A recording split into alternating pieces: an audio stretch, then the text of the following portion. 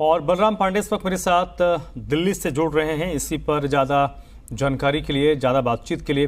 बलराम, अरविंद केजरीवाल और आम आदमी पार्टी विपक्षी दलों को केंद्र के अध्यादेश के खिलाफ लाने की कोशिश कर रही हैं।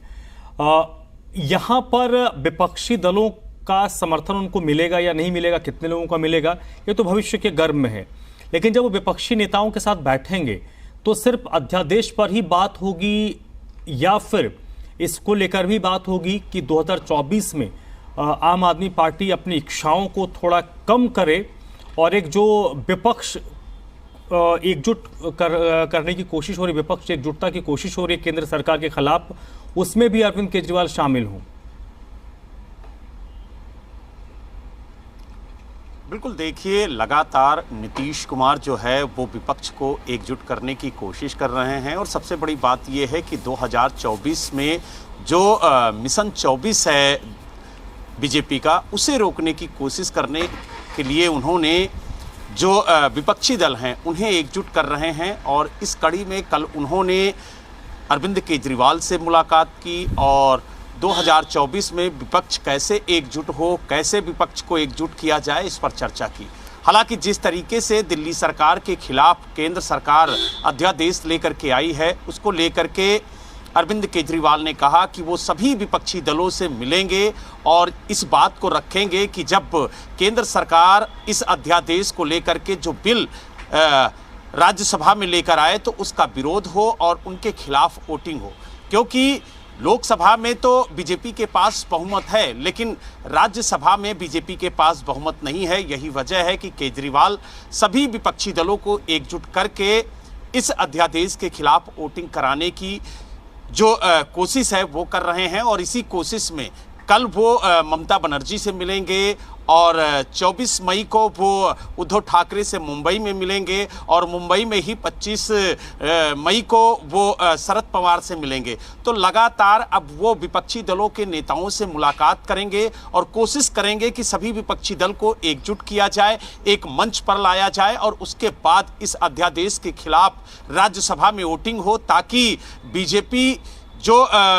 ये अध्यादेश लेके आई है उसको खत्म किया जा सके। हालांकि अरविंद केजरीवाल ने यह भी कहा है कि इस अध्यादेश के खिलाफ जैसे ही सुप्रीम कोर्ट खुलेगा वैसे वो कोर्ट का रुख करेंगे और अपनी बात एक बार फिर से वो कोर्ट के सामने रखेंगे। अब कोर्ट क्या फैसला करता है ये भी देखने वाली बात होगी, लेकिन कहीं ना कहीं केंद्र सरकार भी पुनर्याचिका लेकर के सुप्रीम कोर्ट गई है और उसने भी गुहार लगाई है कि कम से कम सुप्रीम कोर्ट एक बार फिर से इस पर पुनर्विचार करे, क्योंकि देश की राजधानी है दिल्ली। ऐसे में सारी शक्तियां राज्य सरकार को नहीं दी जा सकती हैं, क्योंकि यहां पर कई महत्वपूर्ण संस्थान हैं, प्रधानमंत्री रहते हैं, राष्ट्रपति रहते हैं, सुप्रीम कोर्ट के जो जज हैं वो रहते हैं। तो ऐसे में दिल्ली की सुरक्षा बेहद महत्वपूर्ण हो जाती है। तो जो अधिकारियों पर नियंत्रण है उस पर कहीं ना कहीं केंद्र सरकार का नियंत्रण होना चाहिए और इसीलिए पुनर्विचार याचिका उन्होंने सुप्रीम कोर्ट में दायर की है। अब देखने वाली बात यह होगी कि जिस तरीके से आम आदमी पार्टी ने कहा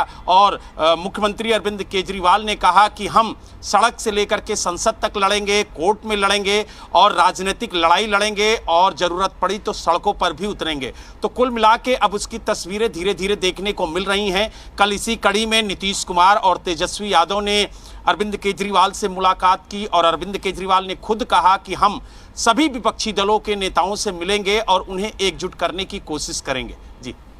ठीक है। ये तो अभी तक जिन लोगों से प्लानिंग है अरविंद केजरीवाल के मिलने की, ये तो मुखर तौर पर बीजेपी और वर्तमान बीजेपी का जो नेतृत्व है उनके खिलाफ है। लेकिन जब विपक्ष की हम बात करते हैं तो क्या आम आदमी पार्टी उन लोगों को भी साधने की कोशिश करेंगी जो ना तो बीजेपी के खेमे में है ना ही विपक्ष के खेमे में है? हालांकि ये लोग अप्रत्यक्ष तौर पर बीजेपी को सपोर्ट करते हैं, चाहे वो उड़ीसा में नवीन पटनायक की जो पार्टी है, YRS कांग्रेस है, ये वो लोग हैं जिनकी संख्या राज्यसभा में अच्छी खासी है, लेकिन ये अप्रत्यक्ष तौर पर केंद्र सरकार को समर्थन ही करते हैं।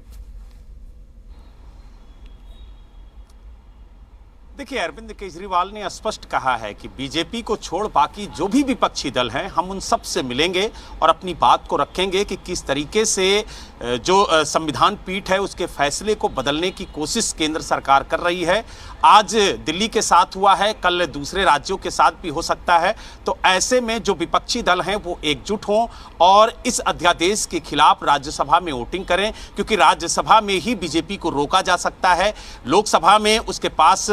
पर्याप्त बहुमत है। तो ऐसे में राज्यसभा में जो विपक्षी दल हैं वो एकजुट हों, इसको लेकर के वो सभी विपक्षी दलों से मिलेंगे, चाहे वो कांग्रेस हो, चाहे समाजवादी पार्टी हो, चाहे बहुजन समाज पार्टी हो, या फिर जो केसीआर है या जो अन्य दल हैं, सभी से वो मुलाकात करेंगे और इस बात को लेकर के वो पर्याप्त